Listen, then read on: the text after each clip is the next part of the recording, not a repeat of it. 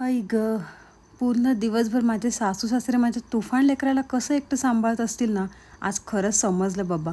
तर झालं असं, आज नात्यातलं एक लग्न होतं. घरातले सगळे गेले, पण मी आणि रीत घरीच थांबलो. पास्ट एक्सपिरियन्सवरून आता कुठल्याही त्याला फंक्शनला घेऊन जायचं म्हटलं ना, की आधीच धडधड सुरू होते. कारण हा मुलगा एका जागी कधीच बसत नाही.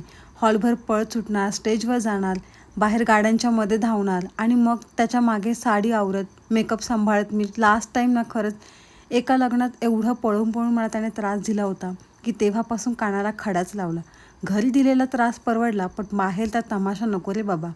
म्हणून आज पूर्ण दिवस त्याच्यासोबत घरातच घालवला, थकवलं, दमवलं, पण तरी त्याचं दिवसभर आई आई म्हणत मागे मागे फिरणं, खोड्या काढणं, खेळणं मन मात्र अगदी भरून टाकत होतं.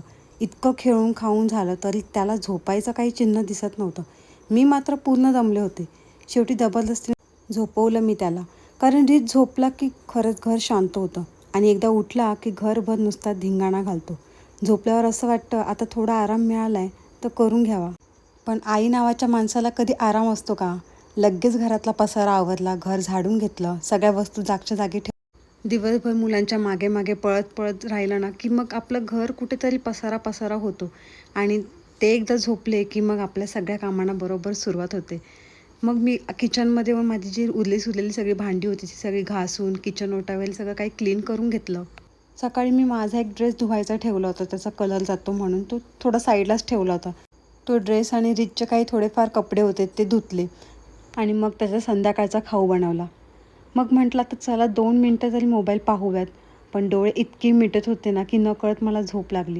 तितक्यात आई असा आवाज आला आणि तो उठला, त्याला झोका द्यायला गेले, पण तोपर्यंत आई आणि पप्पा घरी आले होते. आणि मग काय, त्यांना पाहून तो उड्याच मारायला सुरुवात.